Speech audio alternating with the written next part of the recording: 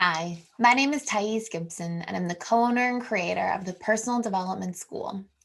This is your daily breakthrough video, and in this video, I'm going to talk to you a little bit about the idea of a perfect relationship according to an anxious, preoccupied attachment style individual in their subconscious expectations. So this is part of a series. I have two other videos about this for the DA and the FA, and I will do one on the securely attached individual as well.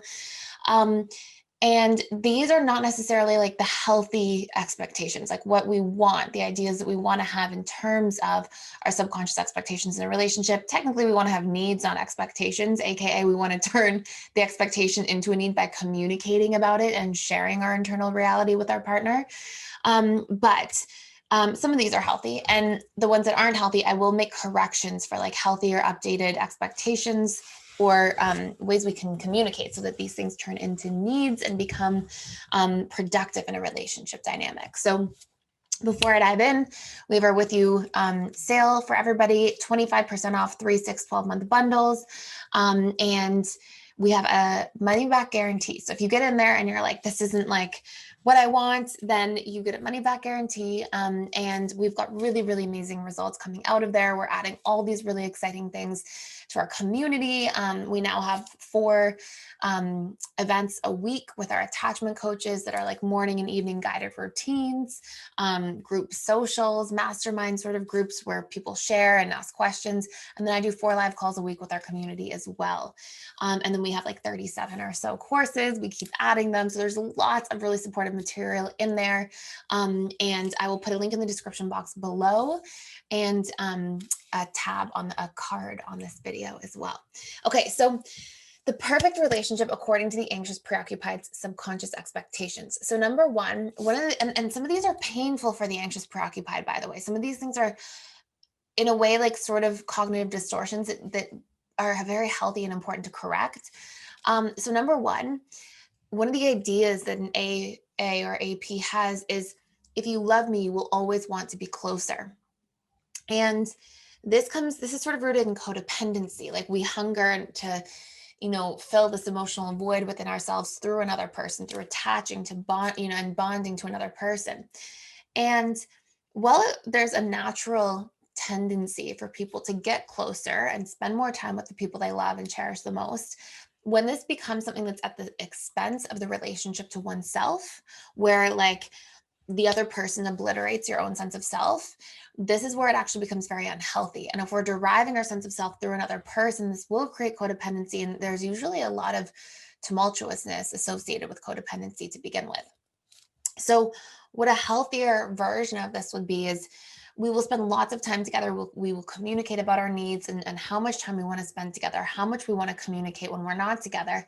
We'll get really clear on that and we'll really love and cherish our time together, but we will have a sense of self at the same time. Okay, they're not mutually exclusive things. And we'll have our own time that we spend with ourselves or with friends or family members outside of the relationship. And we will also have our own hobbies, our own unique interests, these sorts of things at the same time. Okay. And it's okay if you have like hobbies with your loved one or partner. Wow. Did you hear my ankle crack so loud? I hurt my ankle the other day. Anyways, so yeah, so we'll have these like natural things that are happening, and it's okay to have a relationship partner that like really wants to do the hobbies with you and you've got lots of hobbies together. That's totally fine, but just making sure you keep balance in the relationship to yourself in all 7 areas of life, making sure you have an identity as a human being, a unique, beautiful human being that you are outside of the relationship, and not deriving your identity just through the relationship. Another one is this idea that we'll meet each other's needs all the time. And it sort of piggybacks off of our last one. But it's this idea that, like, at a subconscious level, APs tend to believe that I'm just going to meet all of your needs all of the time. And then you're just going to meet all of my needs all the time. And then it's going to be even. But what really has to happen is we want to be able to meet other people's needs when we take ourselves into consideration and feel that we can do that and it feels right and good for us. And we want to be able to meet our own needs as well, and vice versa. We want to know that, we can express and share our needs to other people, communicate them, but it's not an absolute necessity that somebody always meets all of our needs. We can meet our own needs also, or we can share our needs with other loved ones in our life, friends, family members, these sorts of things, and derive them from there as well. And having a healthy balance across all those different dynamics and places, relationship to self, relationship to friends, family, romantic partner, children, parents, these sorts of things. I guess that's all family. When we have that, we have a harmonious relationship much more effectively. We have connection. We don't come at things from a place of fear or desperation because our gas tank is not running on empty. Now, here's another big one. If you love me, you'll know what I need without me having to ask. This one hurts so much and causes so much unnecessary destruction in relationships. I think a big part of why we believe this is honestly a lot of the exposure people have to like movies and romantic comedies and all these things where somebody goes all in and they, you're the center of my universe and the only part of my world that matters. And whenever one single person is the only part of your life that matters, you can guarantee that you're on a road to volatility with this person, because then it feels like death. If we're deriving our sense of identity through another person, it feels like death. If there's a threat to the relationship, if we think that the person is flirting with somebody, or we think that the person is going to move away for their job or whatever it might be, and then we have the breeding grounds for unhealthy patterns of behavior to emerge in that relationship, right? So that's its own really long topic of conversation. You would do anything for me and vice versa, sort of goes hand in hand with that one. Our opinions should always be aligned. We shouldn't have differing opinions. That can be a painful one for anxious preoccupied.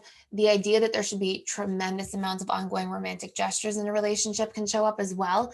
And again, like, that's not an unhealthy thing. Like, it's really beautiful to have like romantic gestures and to make an effort and to have intentions, to know somebody else's love language and to do things for your partner in their love language.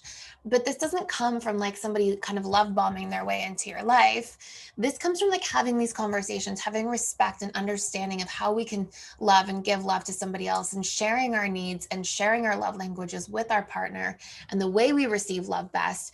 And then having healthy dynamics established where no matter if you've been together for 5 years or 25 years, you have a plan to constantly speak in each other's love language. You've had this conversation. This is something I talk about in the advanced attachment style courses. I make people go through and like get clear about their love languages and their partners and strategies to meet one another's. And or you can practice that exercise with somebody from a past relationship, so you can be clear about how to think that way. And it's not just our romantic partners. This is a great thing for like our friends, our family members, so that we can have like a respect and an understanding, and we really get to know somebody at a more vulnerable level in their internal reality, instead of just projecting what we want onto somebody, which can be beautiful in many ways and can definitely serve, but sometimes it has downsides because sometimes it's not well received, and then we feel slighted by the fact that somebody's not receiving something that we're giving so meaningfully, right?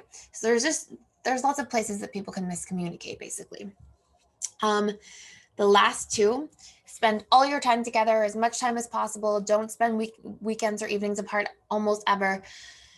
And AA is at like a conscious level will be like, no, no, no, it's healthy. I get that it's important to spend time apart, but often their subconscious very much reacts to the perceived threat or fear of abandonment when time is spent apart. Okay, so that's important to note. And lastly, the idea that we should talk all day, every day over text message, as early as in the dating stage of a relationship. And a lot of different attachment styles have very different expectations around that, which can sort of create the landscape for challenges to occur. And it's beautiful to talk and to connect with people often. And it's definitely something that happens a lot more in like the dating and honeymoon phases of a relationship. And it's a really beautiful thing to have this consistency of communication and always touching base once or twice a day, even as you go into the later stages of a relationship. If you're ever apart or anything like that, one person's traveling or whatever it might be. But sometimes when we put something like subconsciously, like we should be talking all throughout the day, every day, not only do we kind of like lose our sense of self because we're always being distracted by my phone, by the text messages, and we're not necessarily present with ourselves in our own life to a certain degree when we're constantly doing that. But also then the moment that's not taking place, unless we're doing the work underneath to fill our own cup and to question our stories and reprogram our core wounds, then it's often really easy to give painful meaning to that. Like, there's a change in the pattern, like what's happening, something bad's happening, when like the person might have just jumped into a business meeting and like can't reach their phone for the next 3 hours because it's a long one or whatever it might be. And so we have to have healthy conversations and healthy expectations around that specifically as well. So I hope this all makes sense. Thank you so much for watching and for being here. Let me know if you have any further questions in the comments below, or if you want me to sort of expand out one or multiple of those points into their own videos. And please like, share, and subscribe, and I will see you in the next video.